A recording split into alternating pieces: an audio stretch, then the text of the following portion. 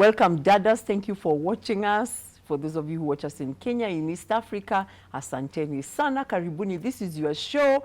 We come to you from KBC Channel 1 every Sunday at 4 p.m. So for those of you who watch us online, you can watch us on TV, KBC Channel 1, 4 p.m. every Sunday. We talk to women about women. We are for women. And today we want to continue our discussion, choose to challenge. Choose to challenge. We want to talk about women and governance. Actually, today we want to talk about women and politics. Now, for those of you who watch us, you know we don't talk about politics. But today we want to talk a bit, dip our toe, kidogo tu, into politics and governance. Joining me is Winnie.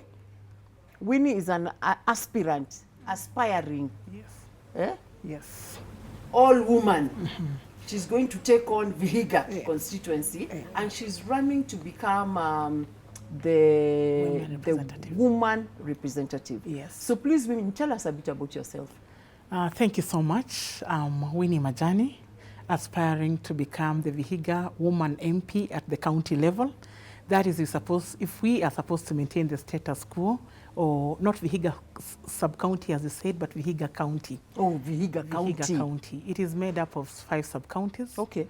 That is Hamisi, Sabatia, Emuhaya, Luanda, and Vihiga itself. Okay.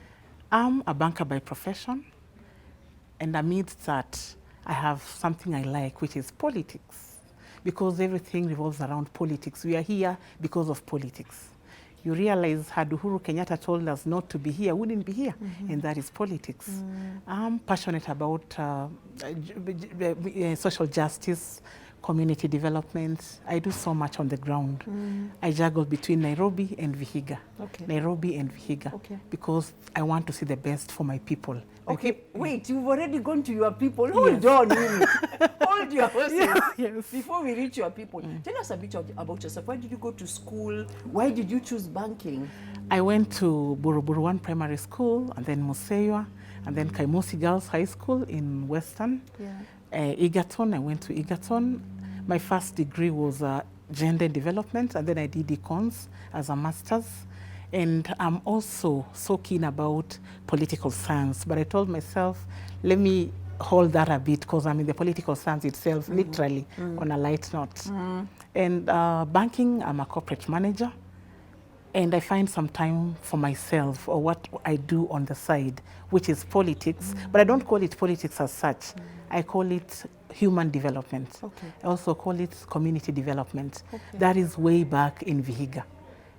So this thing you are doing is your side hustle. It is my right side, now. It is you are hoping to morph it into the main hustle. Into the main hustle, exactly. Okay. So you are still a corporate banker. I'm still a corporate banker. Okay. Yes. Who are some of your mentors? Because you know, I think by the time you wrestle yourself to call yourself to aspire to dethrone someone, you know, sorry, somebody is already enthroned. Yes. So by the time you start saying, I'm going to remove someone, you must have had some impact, or somebody must have mentored you. Who are some of the people you've admired?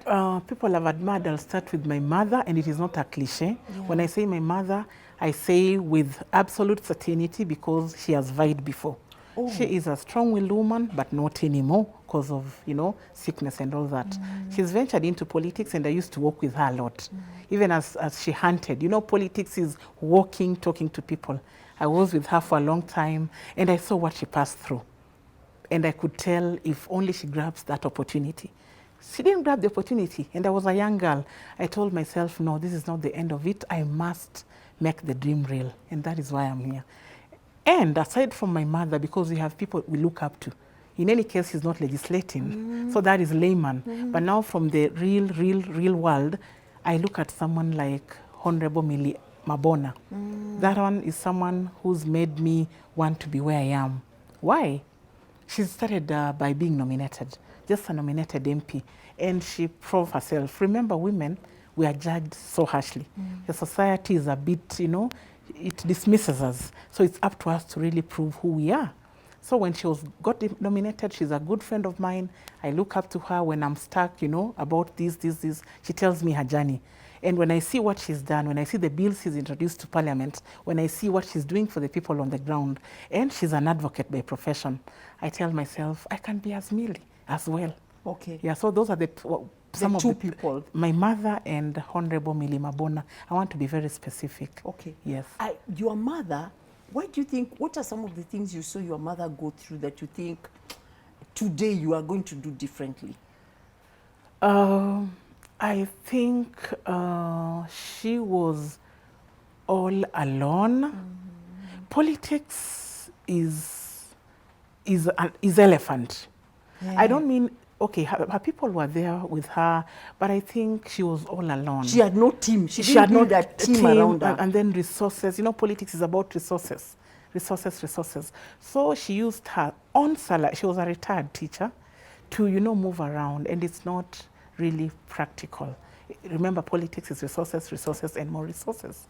So I think had she maybe networked, looked for partners here and there, things would have been different. Okay. But for me, I don't really look at it at a major weakness. She tried. She gave it her all. Okay. Yes. I see you're also married. Yes, I'm married. Do you have children? I don't have a child, but very soon I'll be pushing. You're planning on it? Yes. Okay. So now, what is the Muse saying? He's okay. In fact, he's very supportive. Okay. He's absolutely supportive. Okay. He's some of the forces that are behind where I am.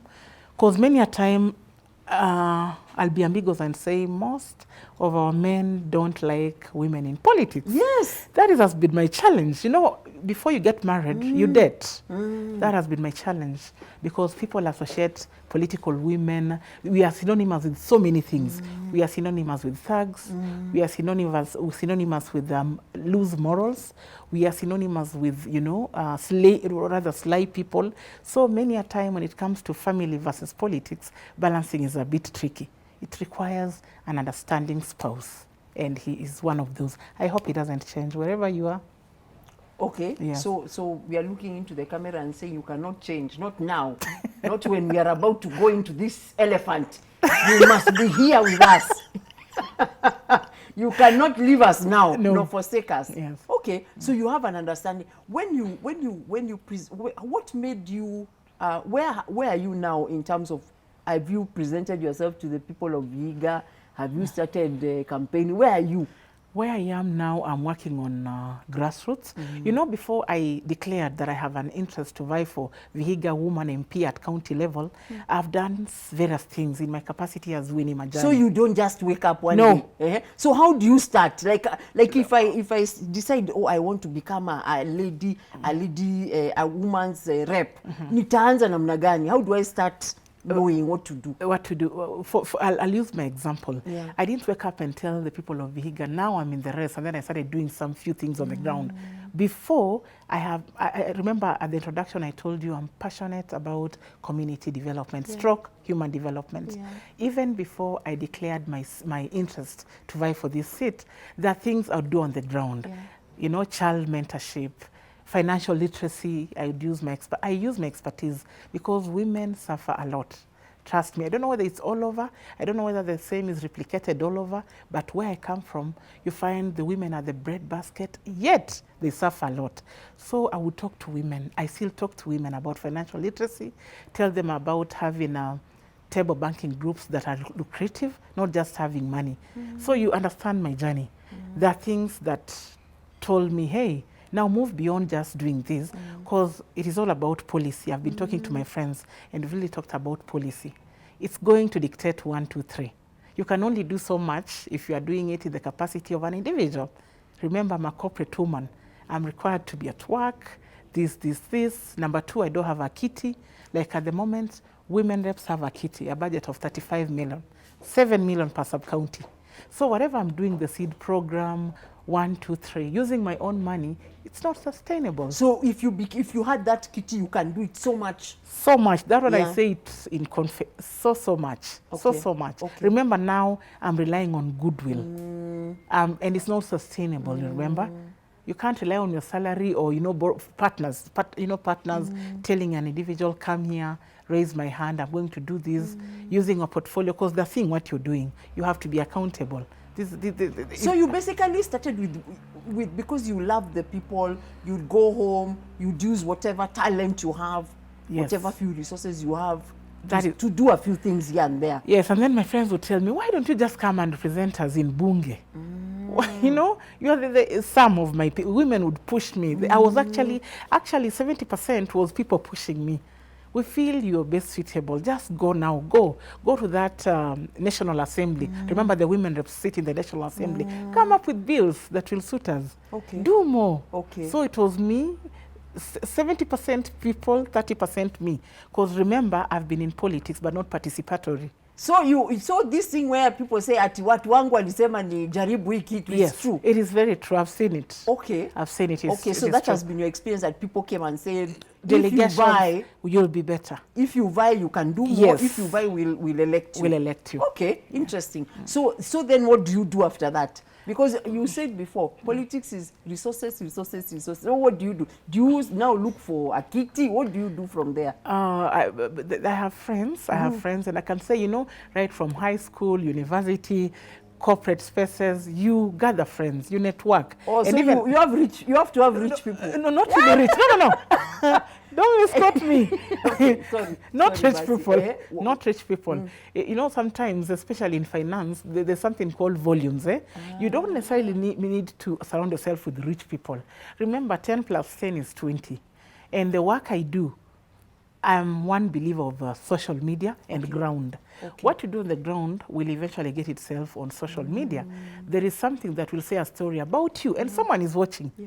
Remember, someone is watching, because there is accountability. So my friends are able to see that, and sometimes someone just comes in and say, Winnie, I've seen you somewhere in Mheshimiwa Mboko Milemba's constituency in Muhaya giving women seeds. How do you do this? Because I would want to help. You know, that kind of a thing. But of course, in politics, you can't rely on goodwill from Monday to Monday. You have to really you have to ujipange. So the next step now is to build some kind of a team, whatever that looks like. Yes. Okay. Yes. Okay, so that's the next thing. Yes. Then now you come out and say, now do people know, is this your coming out party here? You know, you didn't tell me, maybe this is the coming out. Are you coming out here? No. I'm on the If you go to my social media page, Winnie Majani. Yeah. Winnie, you will see me. I'm already on the ground. Okay. I use my free time. Yeah. Remember, as a citizen, I have to be responsible. Yeah. I don't have to use my employers, you know. Yeah, I have to be responsible. Yeah. During weekdays, I'm at home. Yeah. During weekdays, you are at work. Yes. And at weekends, now you at go home. to... And now we have the COVID breaks. Sometimes an employer gives you 1 week off, 2 weeks off because of this. You know, we're working from home. So it's just proper planning. Okay. Yes. Okay. So once you say now that, how do you now get the votes in? I'm trying to understand. How does it work? Votes, how? Now, how do you convince people? Do you meet them in groups? Do you meet them in homes? What? I mean, in other parts of the world, I know in Africa we love rallies. Rallies. Or do you go behind someone? Do you become somebody's adopted daughter? What happens? Just tell us. We want to know.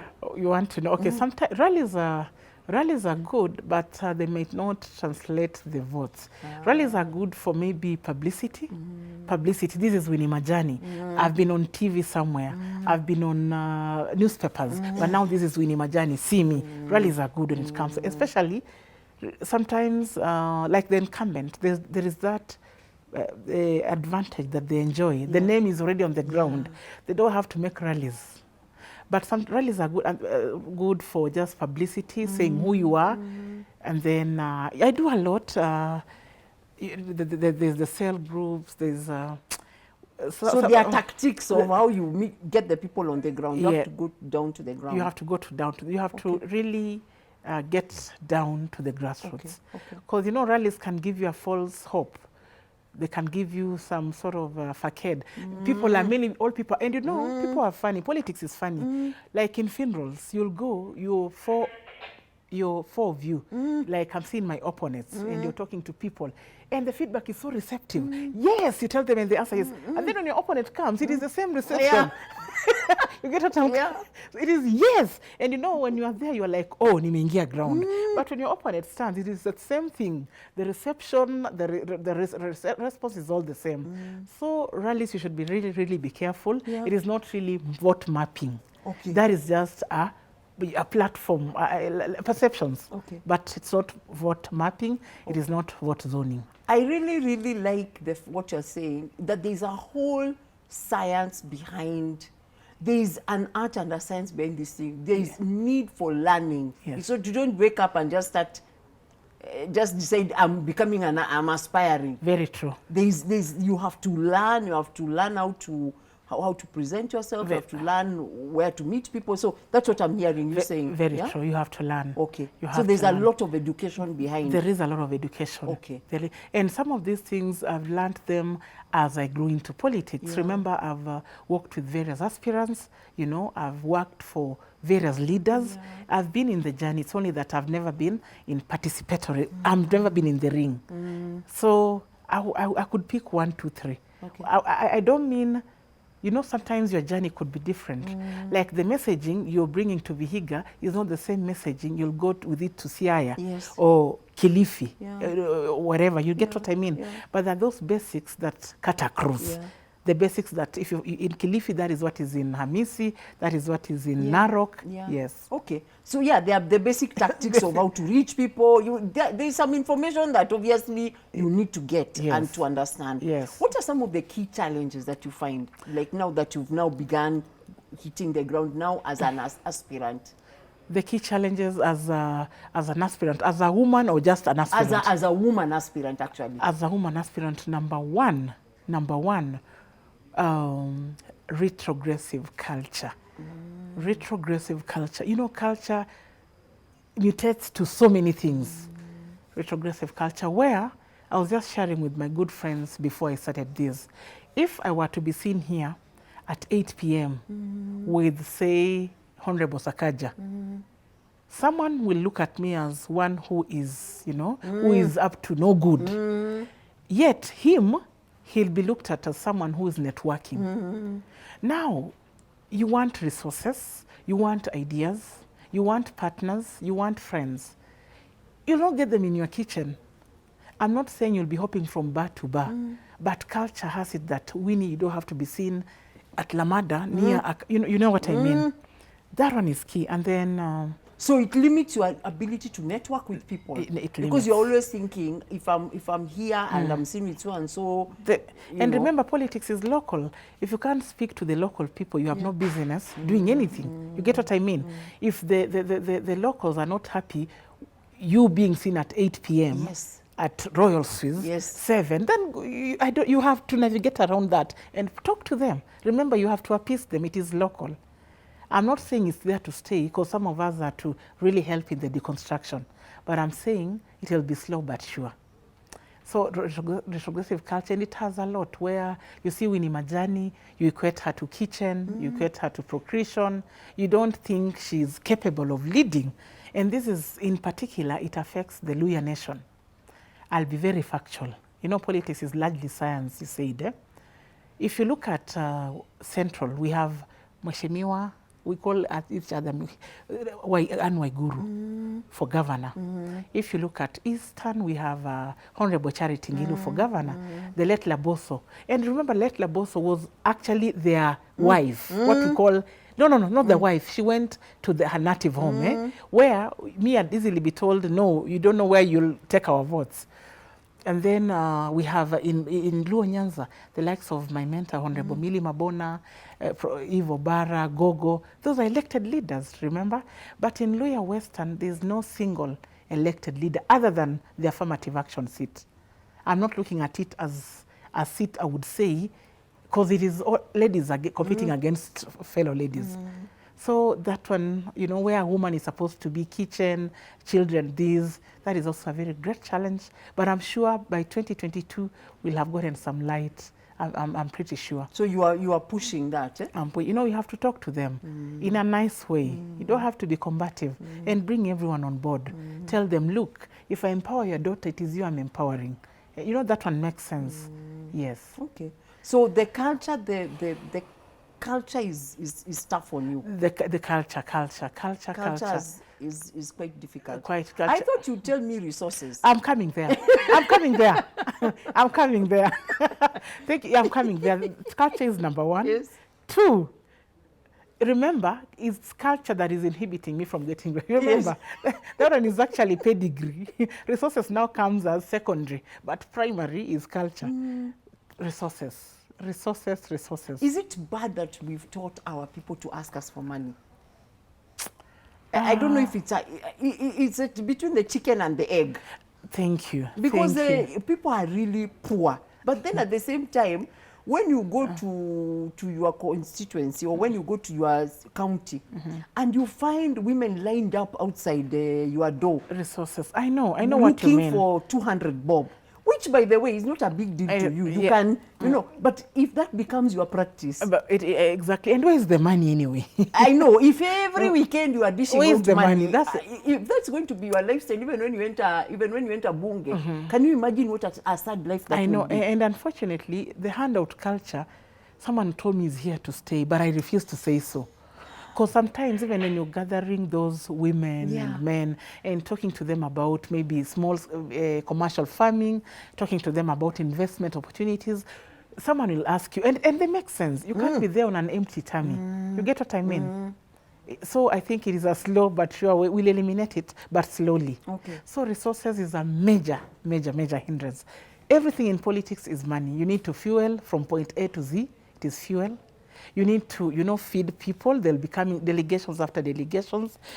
Churches, like on a Sunday, you'll have 70 invitations. Funerals. Funerals.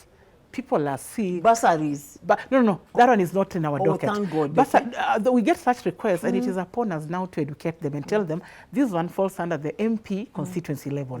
But bursaries, the sitting, for me, I can't help much, but the woman rep helps because it is in their docket. But now for me, maybe I'll just say a word, petition them. I always tell them I'll do my small part, which is petitioning. Yeah. Okay, we have to go to a break. When we come back, we'll be joined by Dorothy from Femnet, and we'll continue this discussion. Yes. It's been very enlightening, especially the journey. Who knows, there could be somebody seated at home who actually has been thinking of becoming an aspirant. Yeah. So we are going into a break. Don't go too far. We'll be right back.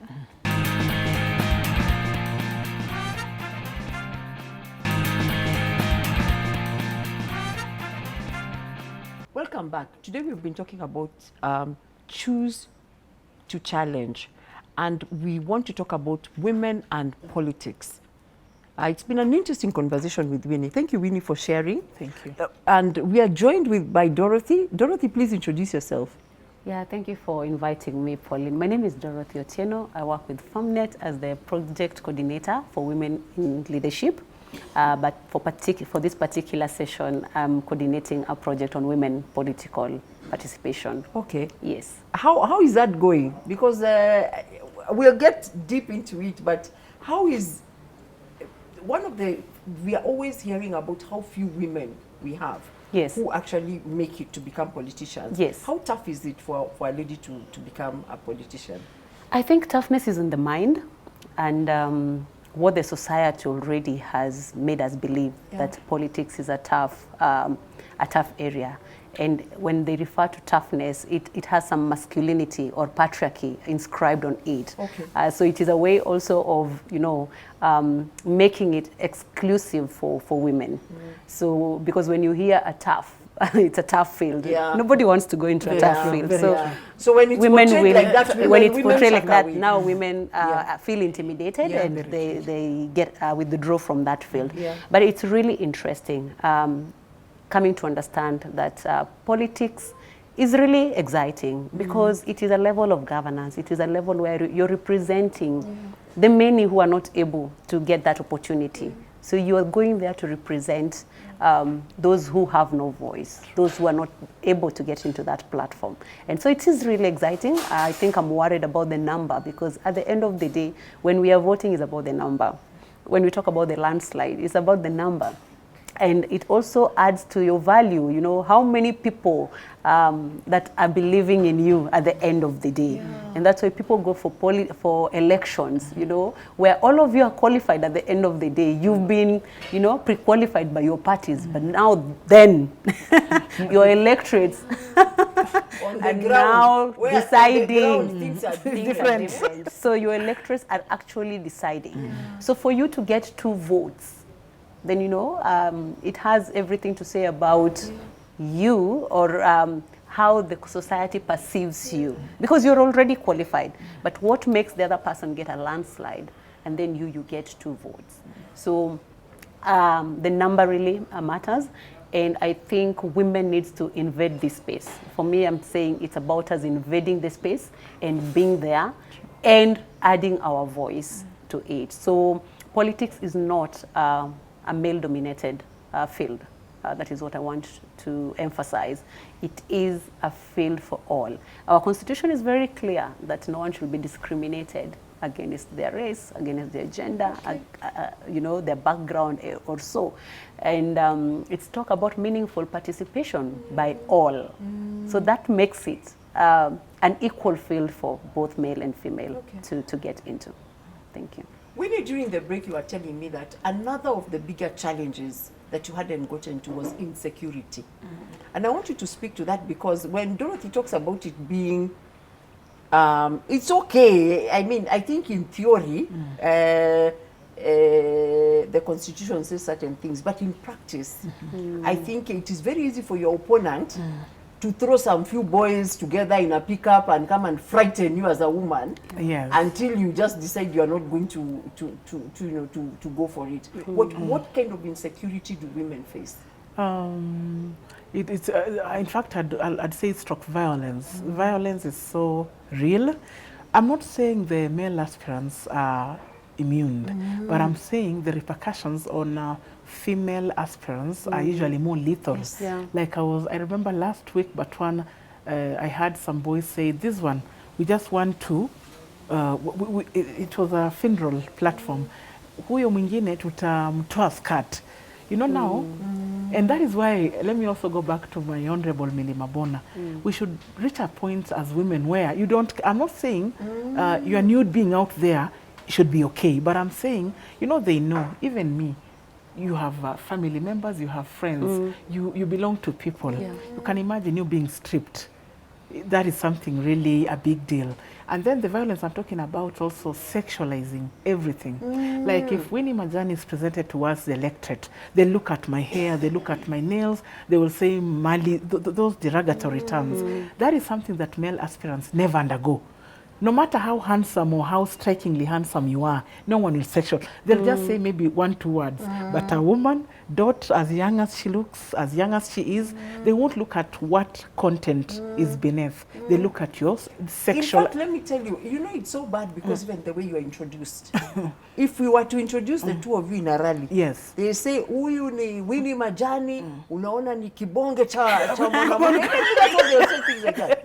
Then they say for Dot, unaona anaitwa Dot, anakaa kama Dot. Or they will say mrembo, those things. They say things which are meant to intimidate and reduce your value. They will even say, and I quote, there's this common annoying term, mali ya watu wakubwa. Mali mboga ya watu, those derogatory terms. And unfortunately, sometimes the emojis that are pinned against are sometimes from women. So violence is real. It all, and that urges in whichever platform to try as much as possible to speak to aspirants, to speak to the, you know, like right now we are speaking to people, to use each and available platform to tell people to learn how to wake up, to rise. To rise, Dorothy, when women say they face patriarchy. Now, patriarchy is a new word. I think there are many new. I love this generation. You guys invent words every day. Narcissist, male masculine. I don't know. Masculinity. Toxic masculinity. So there's a new one called patriarchy. What is patriarchy? So patriarchy is a system. It is a system where it's more inclined to male dominancy.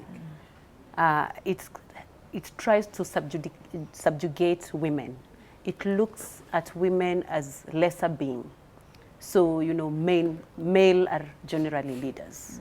So we have this feeling that men are leaders. Yes, that men are superior to women. So that is patriarchy. It is a system that has been brought by structural and social, cultural issues that are really, you know, adding to, you know, just trying to affirm that, you know, men are superior to women. Yeah. Okay. Yeah. So especially in politics, Winnie, how does an aspiring politician meet patriarchy? Winnie meets patriarchy. Winnie, that one is nice. I'll tell you. When, let me not name names, but sometimes you are converging at a point where the male aspirants, there are female aspirants, there are sitting male leaders, and there are sitting female leaders. And then now you look at protocol, you look at speakers. In fact, there was a time where everybody, a speaker after speaker was male, until I had to shout from where I was, gender parity, you have to shout. I'm telling you, I'll never forget. You have to remember. I almost mentioned a place, but it's not, in my wisdom, I'll keep quiet. I had to, because there were people, there were elected leaders, female leaders there.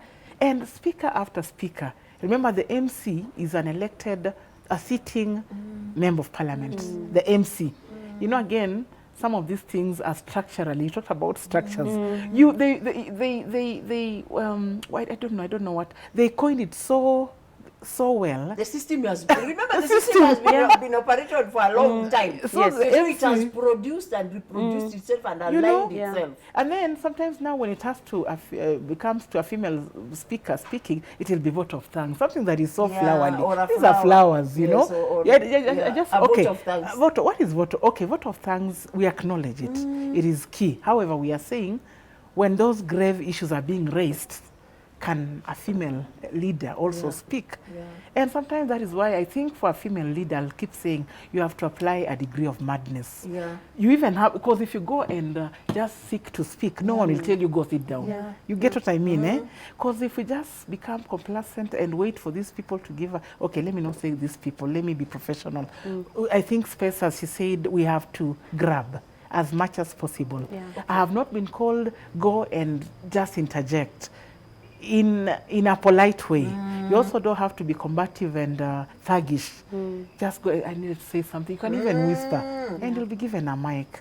Otherwise, yes. So it's also, this patriarchy is very much what we would call like Black Lives Matter. The people who enjoy patriarchy don't even realize.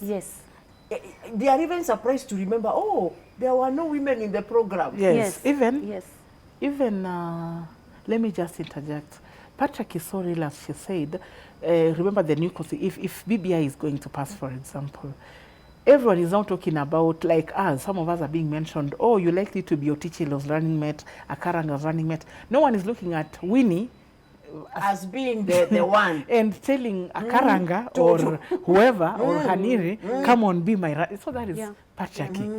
Internalized, well internalized. Yes. So Pauline, patriarchy really, even women perpetuate patriarchy subconsciously, without knowing. Because that is how they were raised. It has to do with a lot with, you know, the system and how we were raised. Where women's place is in the kitchen. Or second. Yes, where women can only go for secretary positions. Where in a board meeting, a woman's work is to take minutes.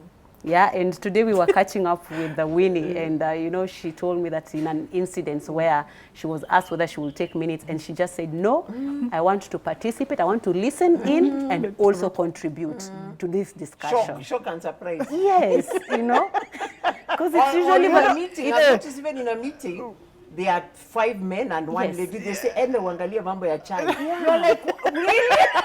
That is patriarchy. That is patriarchy. Because you're a woman. because you're a woman. And ideally, you shouldn't even be told. So it's like you're forgetting that you're a woman. So they're reminding you that we need to take tea, and it's you to bring the tea to the table. Okay. Yet, we are all managers. We are all board members. Why me? Why me serve tea? Why not you serve as tea today? Yes. Yeah. I think my other question is, are we then playing to patriarchy with saying, with affirmative action? I would like to hear your take on that. I think you tell us, because you're the expert. Yeah. What is the new? I think currently we are in an unconstitutional state. Yes. Because of the 30% in parliament. Yeah. And the fact that we don't have 30% parliamentarians who are women. And we have now said, I think it's being introduced as part of the, is it BBI? I'm not sure. Yes. That now the women, that we would like women to be given these positions. Yeah. Because the women have been unable to fight for them. So just give them. Wapati and your mambo ishe. What is your take on that? Pauline, I think I want to say that it is a sad state. If I look at the last statistic, the census that we have, we are actually approximately 50-50 representation in terms of our population, both male and female. So to say that actually getting a 1/3 or a 2/3 is still a struggle, that seems to be a really sad issue. But then that notwithstanding, like I said, politics ideally was a male-dominated field. And some of the seasoned politicians, the likes of Honorable Martha Karua, the likes of Honorable Charity Ngilu, if you can read their story, it was murky for them to get into that space because the ceilings had been put. Yes. So for them to break those ceilings, they really had to outdo themselves to get into that space. And so the Constitution is very clear, just the way it is saying about, not discriminating. So the Constitution realizes that women also need to meaningfully, not just to tick the box, so that you're not just there in terms of number, but being meaningful in terms of your contribution into that space, influencing decisions in that space. So with the patriarchy, of course, systematic patriarchy, the Constitution understands that it will still be a tall order. But how do we make it more manageable? So the affirmative action comes in to make it more manageable, to tend to try and reduce this wide margin. Yes. Yeah. So we have 47 women representatives. They are there to, enhance the 2/3 gender rule. Yeah. But we are yet to get it still, even with the 47 women rep. Yeah. But then we are also asking ourselves, is that enough? True. It is a good thing, because ideally, if you're looking at equality, then it means it should be 50-50, of course, based also on our population. But now, because we also understand the challenges that we still have to, go through to attain that 50-50, then we are saying that 2/3. Or I would say 1/3 for women. Even 1/3. It is 1/3. Yes. It is 1/3 for women. Yeah. So by us having the women rep position, we still need more elected. Yes. Yeah. And I say affirmative action is good because it gives us the platform. Yeah. Once you're nominated, I think I find it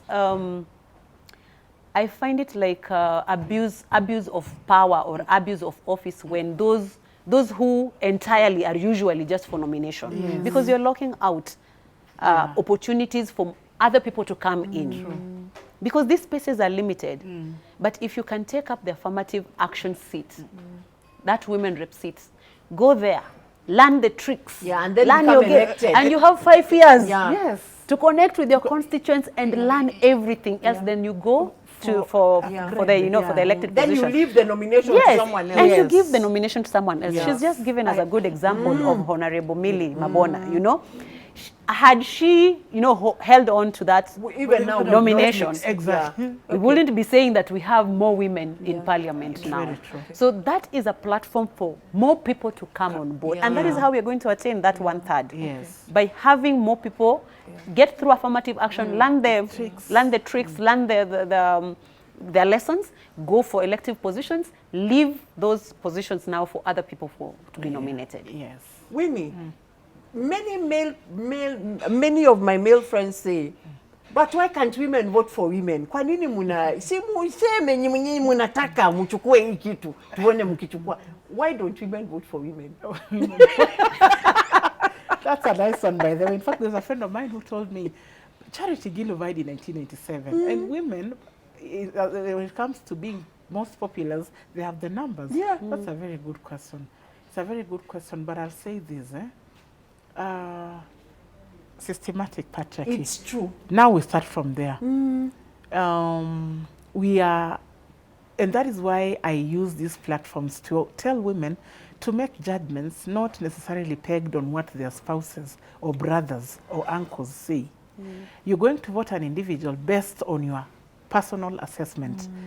The socialization. The society has socialized women to be dependent everything upon the male. What atasema anavutia nani, that is where. But I'm thinking it is a slow but sure process. Patriarchy is real. It is real, and it is actually something that can have dire consequences. I just want to, let me digress, but not digress entirely. You see, even if you look at political parties, we are seeing so many lobby groups. Warembo na, Winnie Majani. Warembo na. We are advancing someone else's agenda, which is okay. Even me, I've been in lobby groups myself. I've been in women leagues myself, but I'm saying sometimes as women, this is a challenge I want to challenge us, including myself. As we go to vote, vote somebody based on your personal assessment. You know, when there is internalized patriarchy, like what I've grown up hearing, what I've grown up to, you know, everybody's telling me this, and I internalize it. The output will be what I've internalized. So that is something I think with time, we'll just vote for ourselves. And I want to say this, not just voting for ourselves, but voting in the right person. You know, we also have to be as objective as possible. You can't just vote for Winnie Majani simply because she's a woman. There is Winnie Majani, there is Dorothy Otieno. Dorothy has these extraordinary capabilities against maybe a man. Vote Dorothy based on those. You get what I mean? Yeah. Yes. Okay. Dot, we don't have a lot of time, but this is my question to you. What should be in our aspirants' toolkit? Yeah. I heard there were things that should be in the toolkit. What if you're thinking of vying, what should be in your toolkit? Yeah. So let me first of all choose to challenge this notion of women are their own worst enemies. Yes. It is still patriarchal. It is used. It is used to play with our heads. To demean women. To demean women, to intimidate them from getting into leadership spaces. Because I look at the three governors, and may the soul of Honorable Joyce Laboso rest in peace. I think for me, it was really impressive for us to see, for Kenya to elect 3 governors. And I want to believe that they were elected by both male and female. They were. I have been in the election queues during election day. Majority of the electorates are women. Yes. So women do elect women, but what notion have we implanted into their mindset, their perception about women, is that women are their own enemies. So I will not select a qualified woman aspirant simply because I've been told women are their worst enemies. Hata akiingia hapo watawashughulikia. But let me tell you, women in their motherly nature, when you have a woman leader, he takes care of everyone irrespective of whether you are a woman or a man. Yeah. And I'm really impressed, and I want to send my congratulations to Honorable Her Excellency Samia Suluhu Hassan of Tanzania. Because at first, we didn't see her. We didn't see her. In fact, because patriarchy was at the helm, yeah? True. Even me, I think I came to know her during the last days of when President she announced. Yes. Thank you. And she's a very, thank you. But qualified. now Qualified. listen to her. Yeah. Soft-spoken, but very objective powerful. and knows really what she wants for the people of Tanzania. And I think for me, it's a new dawn for Tanzania people. And we're just cheering her on and saying, True. Afanye kazi, afanye kazi. So all these issues, just like Winnie is saying, they're things that tend to demean women, to, you know, to silence them more and more so that they don't, you know,